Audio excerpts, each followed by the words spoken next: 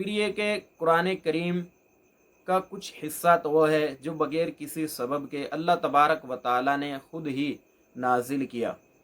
لیکن ایک بڑا حصہ قرآن کریم کا وہ بھی ہے کہ جس سے پہلے کوئی واقعہ پیش آیا پھر اس کے متعلق قرآن کریم نازل ہوا، یا یہ کہ کسی صحابی نے سوال کیا پھر اس کے متعلق اس سوال کا جواب اللہ تبارک و تعالی نے قرآن کریم کے اندر نازل کیا، یا یہ کہ کوئی جنگ ہوئی پھر اس کے متعلق احکامات اللہ تبارک و تعالی نے قرآن کریم کے اندر نازل کیے، جس کو ہم پس منظر بھی کہہ سکتے ہیں کسی آیت یا صورت کا،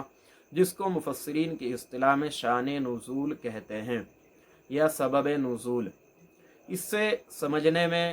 آیت کا پس منظر جب بیان کر دیا جائے تو اس کے احکام کو سمجھنے میں آسانی ہو جاتی ہے۔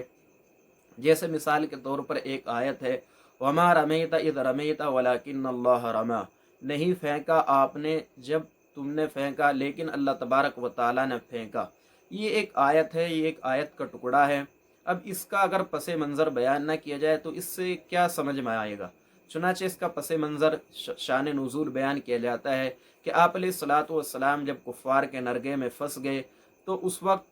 آپ علیہ الصلاۃ والسلام نے ایک مٹھی ریت کی کفار کی طرف پھینکی، چنانچہ وہ ایک مٹی ریت کفار کی تمام کفار کی آنکھوں میں پہنچ گئی اور وہ اندھے ہو گئے، ان کو کچھ دیر کے لیے کچھ نظر نہیں آیا۔ تو اب یہ جب شان نزول بیان کریں گے تب سمجھ میں آئے گا کہ آپ نے نہیں پھینکا جس وقت تم نے پھینکا، لیکن اللہ تبارک و تعالیٰ نے پھینکا، یعنی ہر کفار کی آنکھ میں جو دھول پہنچی وہ اللہ تبارک و تعالیٰ نے پہنچائی۔ جب یہ شان نزول بیان کیا جائے گا تب مطلب سمجھ میں آئے گا۔ اسی طرح بعض مرتبہ مطلب غلط بھی ہو جاتا ہے اگر شان نزول بیان نہ کیا جائے۔ جیسے ایک آیت ہے وَلِلَّهِ الْمَشْرِقُ وَالْمَغْرِبُ فَأَيْنَمَا تُوَلُّوا فَثَمَّ وَجْهُ اللَّهِ،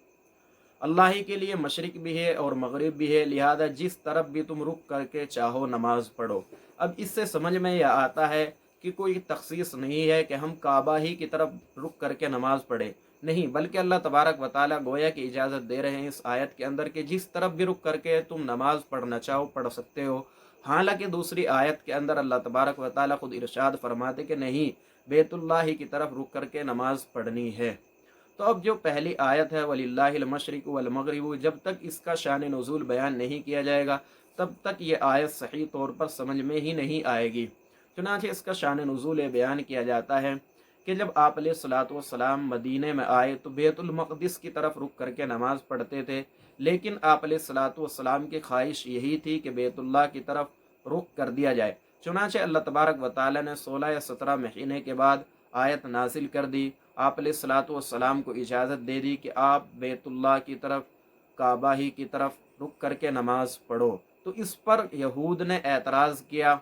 کہ کیا پہلے آپ بیت المقدس کی طرف رک کر کے نماز پڑھتے تھے، اب کعبہ کی طرف رک کر کے نماز پڑھتے ہو؟ تو اس کے جواب میں اللہ تبارک و تعالیٰ نے یہ آیت نازل کی تو تمہیں اعتراض کا کوئی حق نہیں ہے، اللہ ہی کے لیے مشرق بھی ہے اور مغرب بھی ہے، جس طرف وہ رخ کرنے کا حکم دے اسی طرف رخ کرنا ہے۔ اللہ تبارک و تعالیٰ کسی جہت میں مخصوص نہیں ہے کہ اس طرف رخ کر کے نماز پڑھو گے تو اللہ تبارک و تعالیٰ ہیں، اور اگر اس طرف رخ کر کے نماز پڑھو گے تو اللہ تبارک و تعالیٰ نہیں ہے، ایسا نہیں، بلکہ اللہ تبارک و تعالیٰ جس طرف بھی رخ کرنے کا حکم دے اسی طرف رخ کر کے ہم کو نماز پڑھنی ہے۔ چنانچہ جب بھی کوئی ایسی آیت آئے گی کہ اس کا شان نزول ہوگا تو اس کا شان نزول بیان کیا جائے گا تاکہ آیت کا صحیح مطلب، صحیح مفہوم سمجھنے میں آسانی ہو۔